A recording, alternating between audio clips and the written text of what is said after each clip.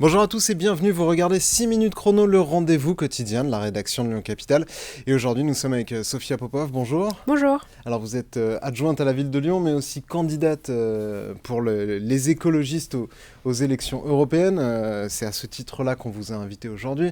Alors bon, on va pas se cacher, il y a assez peu de chances que vous siégez à Strasbourg et à Bruxelles puisque vous êtes dans les places dites inéligibles.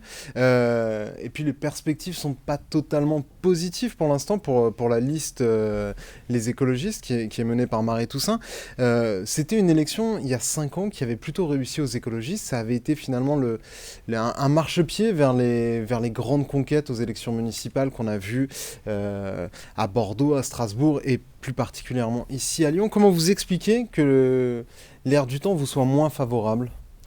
Alors peut-être sur les sondages, il y a deux choses moi que j'aimerais dire. La première chose, c'est de dire que si on reprend les sondages de l'époque et tous les commentaires autour de la campagne de 2019, on était à peu près dans une situation similaire et en fait les choses se sont jouées vraiment dans les dernières semaines. Donc nous, dans la dernière semaine où votre candidat Yannick Jadot à l'époque avait quasiment doublé. Voilà, c'est ça. Et donc du coup, nous les écologistes, on a l'habitude de faire campagne tôt, y compris aussi de faire campagne dans l'adversité. Donc on est sur le terrain.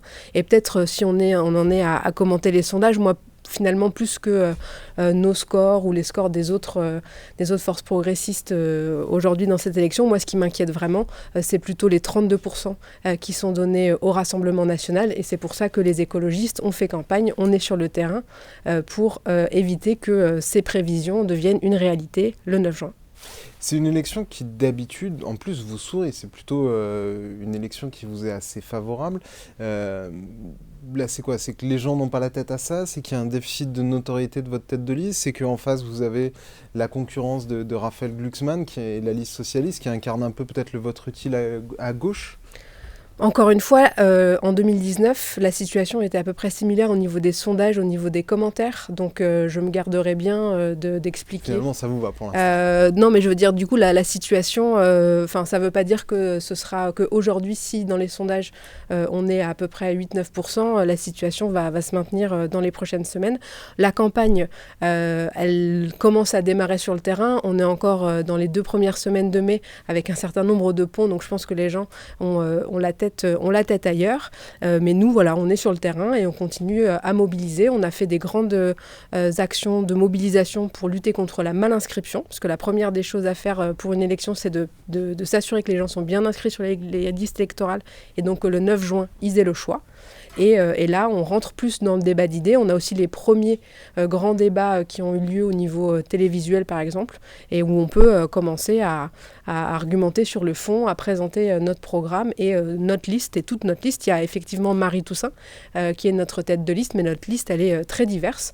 On a des personnalités très différentes, comme Benoît Biteau, qui est eurodéputé sortant agriculteur.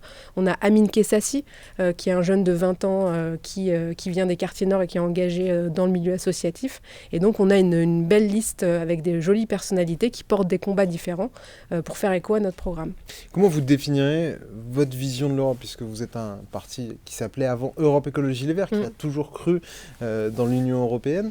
On voit que c'est quand même, elle est plutôt, en tout cas dans les messages qu'on peut entendre ou dans les partis qui sont plutôt en tête des intentions de vote, l'Europe elle est plutôt mal en point, elle est plutôt mal perçue. Pourquoi vous y croyez encore, vous, à l'Union européenne ?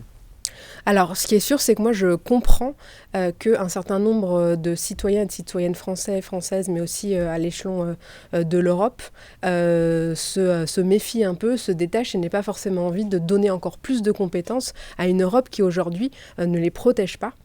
Que ce soit contre le libre-échange, que ce soit au niveau social. Et donc nous, notre proposition, c'est vraiment de renforcer en fait l'échelon européen, mais pas uniquement au niveau institutionnel, pas uniquement en lui donnant des nouveaux pouvoirs et en établissant une véritable démocratie fédérale au niveau européen, mais surtout en renforçant son caractère protecteur pour les citoyens, les citoyennes. On veut mettre en place un État-providence écologique à l'échelon européen, par exemple en rendant contraignante la charte des droits fondamentaux, donc que les droits sociaux, les droits fondamentaux des Européens et des Européennes priment au-dessus des directives européennes, mais aussi en instituant un traité européen sur l'environnement en instituant par exemple un nouveau droit à un environnement sain.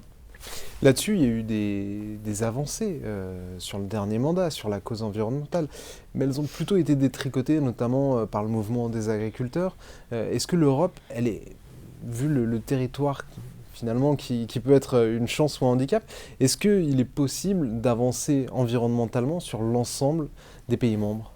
Il faut quand même se rappeler que si on a réussi à faire voter un pacte vert au début du mandat de cette commission, c'est parce que justement, en 2019, il y a eu une grande vague verte à l'échelon européen, donc en France, avec notre liste qui était menée par Yannick Jadot, mais partout en Europe, d'où l'importance de ce vote et d'envoyer un signal fort à l'Union européenne, à la Commission, mais aussi au Parlement sur les questions environnementales. Et ensuite, sur la question en fait des agriculteurs, mais aussi sur la question de l'avancée au niveau des droits de la protection de l'environnement à l'échelon du continent. Il faut savoir que ce sont toujours les personnes les plus précarisées, les plus isolées, qui sont les premières victimes du changement climatique, qui sont les premières victimes des pollutions. Et donc nous, ça nous paraît au contraire indispensable de renforcer la protection environnementale qui va de pair totalement avec la question des droits sociaux. Donc droit environnemental et droit social, c'est vraiment les deux piliers de notre programme.